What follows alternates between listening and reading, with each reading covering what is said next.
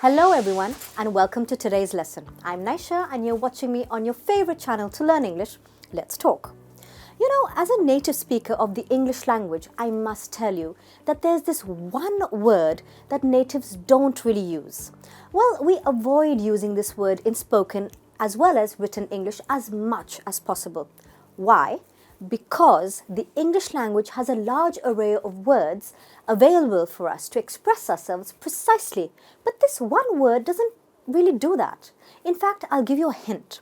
This word doesn't really have a purpose as it doesn't communicate much information about what you're trying to say. So then, what's the point of using it, right? So now, what is this word that I'm talking about? Any guesses? The word native English speakers avoid using is very. Yes, very. A four-letter word with not much purpose in the English language, as all it does is intensify another word to express the extreme state of something. That's it. And it's a word that you can put in front of any adjective just to give it more emphasis. For example, if I asked you how this painting is, which is on your screen, if you liked it, you could say, yeah, it's very nice. Okay, it's very nice, but just how nice is very nice? What's nice about it? Do you like the colors of it? Then you could say, I like it, it's vibrant. Or if you felt the painting looks pretty and peacefully calm, you could say, it's such a beautiful and serene painting. See? Depending on what very nice means to you, you can choose from a wide variety of words available to us in the English language to express exactly what you feel. So today we are going to do just that. Learn how to remove very from our vocabulary and learn 20 alternative words you can use as a one-word replacement in place of very plus an adjective. I will also explain how you can use each of these words correctly in a sentence. This will not only increase your vocabulary, but will also get you speaking more like a native English speaker. So are you ready? Here we go. The first one is very clean. So if you're going to a friend's house for the first time and observe that his or her house is really clean and tidy, well, as we would usually say, very clean, then instead of saying your house is very clean, try saying, wow, your house is spotless. This is clearly a way of expressing just how very clean you think your friend's house is. You could also use the word immaculate to mean very clean. Despite having 2 kids, your house is in immaculate condition. I'm impressed. You know, it's a difficult job having a spotless house when you have kids, but some people, like this person, can still somehow manage it. So the 2 words we can use to replace very clean, neat and tidy are spotless and immaculate, so do use them. Far better choices of words than just saying very clean, wouldn't you agree? Next we have the opposite of very clean, very dirty. It could be a house that is not very well kept, or even a room or your car if you haven't had a chance to take it for a car wash for a few weeks because of your busy schedule. So you can use the word filthy instead. I need to take my car for a car wash today. Anyhow, it's filthy. I can barely recognize my car. It's that filthy. Another word for very dirty is squalid. Say it with me, squalid, which means something really dirty and unpleasant. Here's an example sentence. The poor old man living on the streets had no choice but to live in squalid conditions. So here you are expressing that an aged poor man is living in extremely unhygienic and dirty conditions. So the word to use for that is squalid. The next word is very hungry. In today's fast-paced lifestyle, sometimes we get so busy running around doing our respective jobs that on extremely busy days when we don't get a chance to eat and we survive most of the day from meeting to meeting on endless cups of coffee or tea. And when you finally get a moment to sit down and relax, you'll realize one thing, that you're very hungry, right? So try replacing very hungry with the word starving. Well, let's hope that no one ever has to starve. That wouldn't be nice. But figuratively speaking, this is a common word that British natives use to express that they're super, super hungry. They don't say, I'm very hungry. Instead, they say, I'm starving. You should try saying it the next time too. Now, alternatively, you could also use the word famished. The word is famished.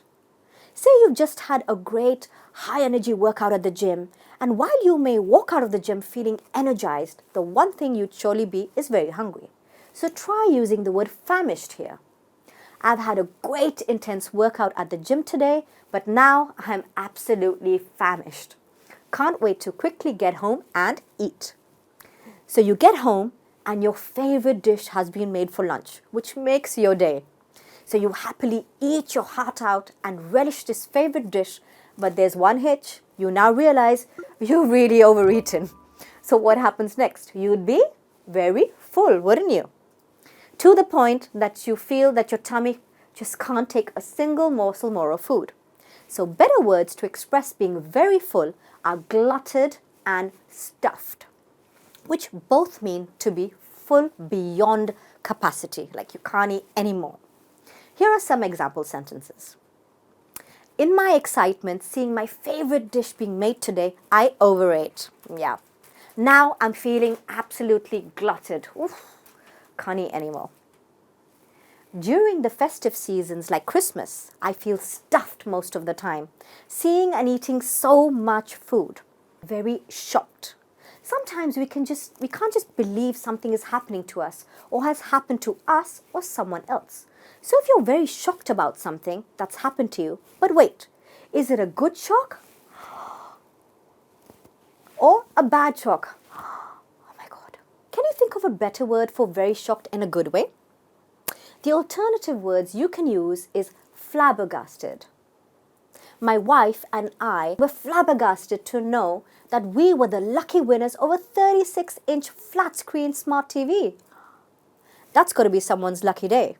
And a good shock at that, winning a prize like a smart TV. So the word is flabbergasted, meaning a good shock.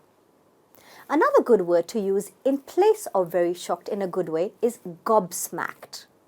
Gobsmacked. Say it with me, gobsmacked. I had no idea my boyfriend was planning the perfect proposal since so many months. I was completely gobsmacked by his efforts, meaning to be totally and pleasantly surprised and shocked. So the words you can use for a good shock are flabbergasted and gobsmacked. Now let's come to being shocked in a not so nice way. Rather, we are talking about the shock of unpleasantness or horror. I've got two great words to replace saying very shocked in this manner. Astounded. I was astounded by his bluntness. So this person has no filter. You've asked for their opinion on a topic and they have just bluntly given their honest viewpoint without caring about the words they're saying. Sometimes shocks can be extremely, type of horror shock where you hear or read some shockingly horrible news in the paper or TV. The news of terrorist attacks, for example, which we so often hear and read about is something that makes us feel shocked at the cruelty and lack of humanity there is in this world. Therefore, the word you can use to describe you being very horribly shocked is aghast. Aghast. We were aghast at the news of hundreds of casualties and lives lost in the recent terrorist attacks in the country. Aghast is the word. Well, moving on, we have very big and very large. Now, how big is very big and how large is very large? It's difficult to say, right? But with your choice of words, you can express that precisely. So the two word replacements I have instead of very big or very large are massive and colossal. Massive is used to describe something huge, something very big. For example, a cricket or a football stadium.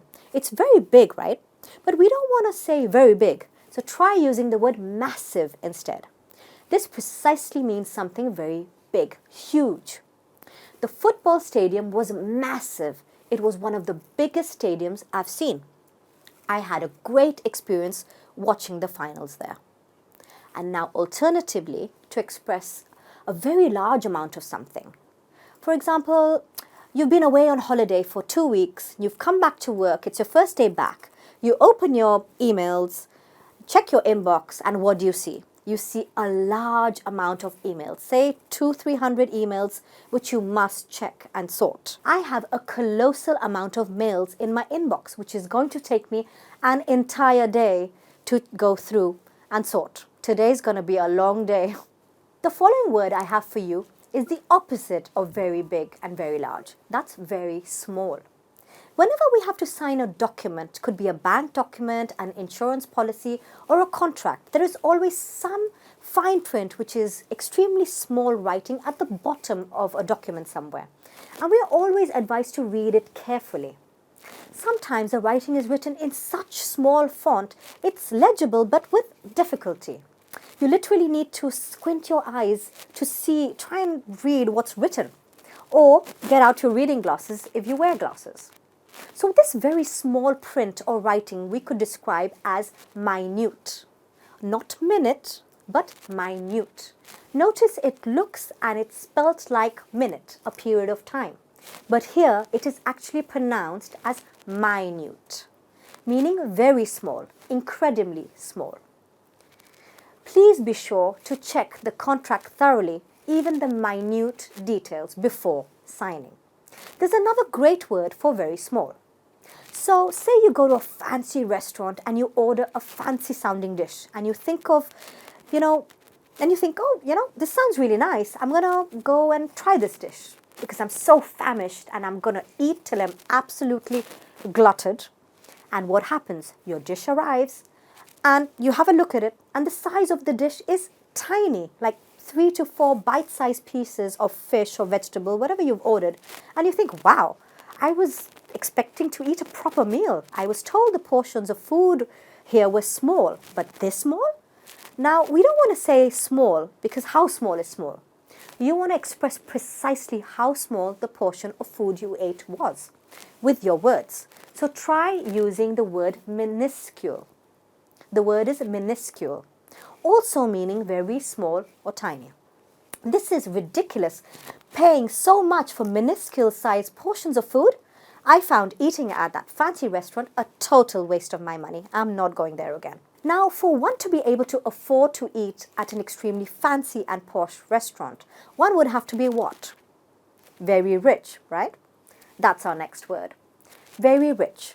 So try replacing very rich with these words: wealthy and loaded. Wealthy meaning being extremely well off financially. He belongs to an extremely wealthy family. They only wine and dine in the best of restaurants around the world. And if you want to express that someone has way too much money, making them one of the richest people you know, you can say he or she is loaded. The word is loaded. I've never seen her check the prices of anything she wants to buy. She doesn't need to. She's so loaded. So someone with a lot of money, you can refer to as being loaded. And lastly, we have very poor. To describe something as very poor could be a financial condition, poor quality of something, anything you feel is very poor. You can use these two words for this instead: pauper and destitute. A pauper is a person who has no money at all. He invested everything in his business, but sadly suffered huge losses and in the end died a pauper. As a child, even though I grew up in a destitute family, I never gave up on my dreams. Today, I can afford anything. So there you have it, guys. That's a gobsmacking list of new words you just learned today. Great going. Do use these better alternatives for very and speak just like natives do. If you liked this video and found it helpful, please don't forget to hit that like button and please ensure to subscribe to our channel. It's important to keep practicing your English, guys, because as they say, practice makes perfect. See you again very soon. Until then, take care. Bye-bye.